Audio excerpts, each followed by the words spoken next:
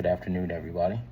This video is going to be about why the word partner is being used in such mass now, specifically now by straight women regarding their boyfriend or husbands.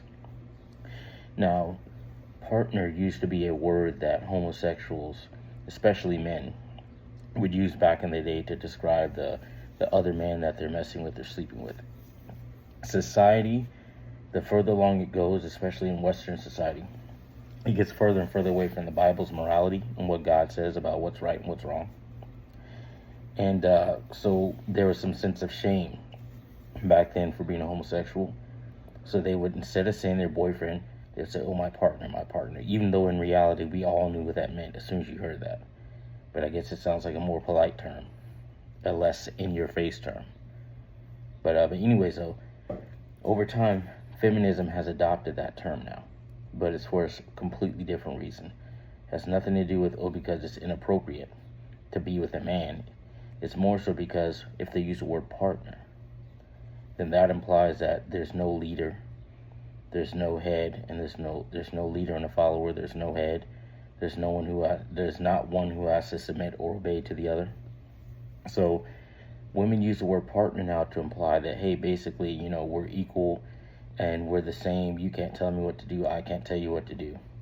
But in the woman's case, they still regulate certain jobs or behaviors that the man in the partnership should be doing, such as, if there's a thump in the night at 2 a.m., he's supposed to go get it. If it comes to the trash being empty, he's supposed to do it. If it comes to paying for the dates, the majority of the bills or all the bills, he's supposed to do it. So in reality, it's just a control tactic that women use. Fellas, anytime you hear a woman will mention that she's looking for a partner, run for the hills.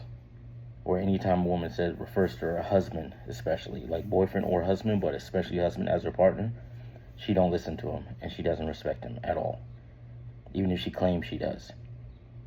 Women just have this idea, thanks to feminism, that listening to a man that they're with is an embarrassment.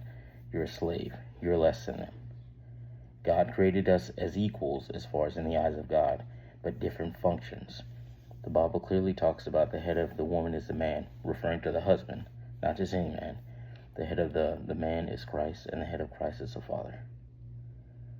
So if a woman doesn't understand that order and she tries to refer to men as her partner or her husband as her partner, she doesn't respect him. See, women don't have a problem obeying and listening to authority. They have no problem listening to their boss.